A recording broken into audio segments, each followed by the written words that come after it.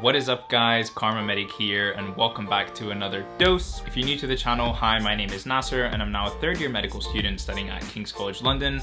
Actually, I might be a fourth year medical student now, but we'll get into that later on in the video. This is gonna be like a quick update video because a lot of things are changing, a lot is happening day to day, and it's getting kind of crazy. I feel like I need to sit down and get everything that's going on in my head in one place so I can figure out where to move on from here. So for the last 6 weeks, I've been on clinical placement assigned to the neurology team at one of the hospitals here in London. And I've kind of watched as the hospitals have gone from having one coronavirus case in the country to one coronavirus case in a nearby hospital to one coronavirus case in our actual hospital, and then multiple coronavirus cases all over the place. And the peak of that for me as a third year medical student was when last Thursday we got sent home from placement because there were too many patients with confirmed coronavirus in the hospital and they didn't want to put us at increased risk if we didn't need to be there. So let me give you guys an update about my medical school, King's College London, what is happening here in response to the coronavirus pandemic regarding lectures, our exams, clinical placement, and everything. So after we got sent home last Thursday, the next morning we received an email from King's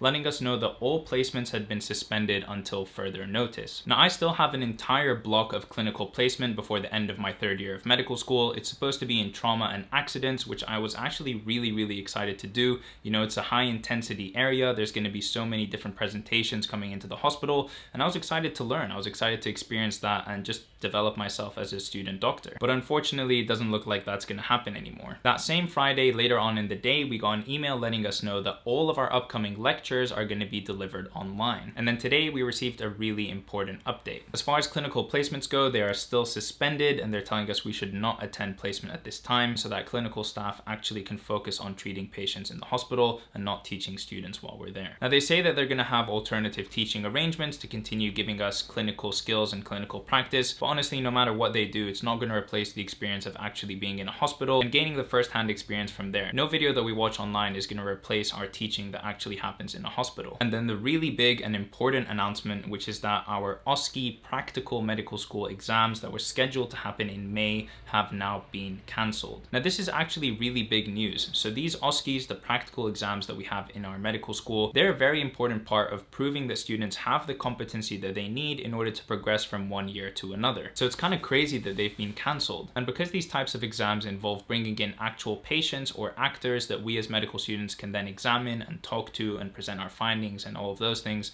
we can't really do that online. Obviously, it makes sense that these would be cancelled if you were to bring in a patient and then have them examined by something like, 100 medical students over the course of a day, then that one patient is obviously going to be at increased risk and exposure to many medical students, most of which, like myself, have been on clinical placement for the last couple of weeks. And so obviously it's not possible to put a patient or an actor at that increased risk. So these OSCEs were the only remaining thing that us third year medical students were going to be assessed on for this year. And with that out of the way, we don't really have anything that we're studying for. We already wrote the written exam, Progress Test 7, back in January, which almost all medical students have passed, and so there isn't really anything else left for us to do. Now, for those students who failed that written test earlier in January, they have a chance to resit it later on in this year, but since that's not going to happen in a physical location, that's going to have to happen online. And we've heard some crazy rumors about how these exams are going to be implemented online. Apparently, while you write the test, you're going to be recorded via your video camera and listened to through your microphone. You're going to have to show the workspace in front of you, show that the door behind you is closed, and show that you don't have any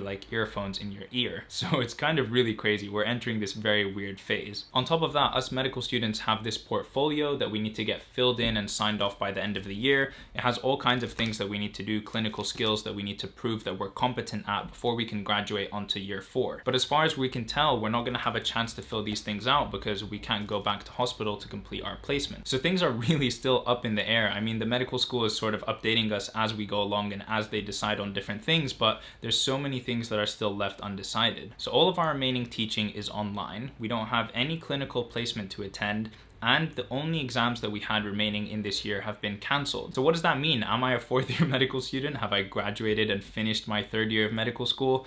I don't know. Today when we heard the news that our exams have been cancelled, all of the medic group chats were popping off. Everyone is saying that we have 5 months of holiday. Where should we fly to next? What am I gonna do with all of this free time? But unfortunately for me, I'm still writing the USMLE exam this year, and I still have so much work to do for that. It's an exam that's supposed to take you somewhere between 6 and 9 months to study for, and I've been trying to do it in 5, so I still have quite a lot of studying to do. In the past couple of weeks, I've actually been struggling to balance medical school, YouTube, studying for this exam, and all the other commitments that I have in my life. So this has definitely taken a bit of a load off. It'll be really interesting to see what they do with our third year OSCE exam. Are they just gonna shift the weighting onto next year, or next year are they gonna put this year's material on that exam? And then with clinical placement, honestly, I was quite excited to do my A&E rotation. I knew that it would be a really great learning experience and I would be able to do many things and observe lots of new conditions and presentations and things like that. But at the same time, I obviously understand that all the healthcare staff there is really, really busy and probably stretched quite thin,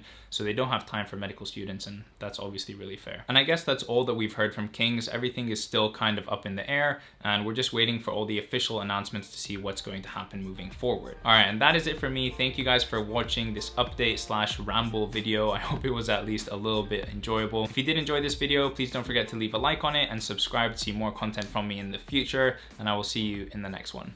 Peace.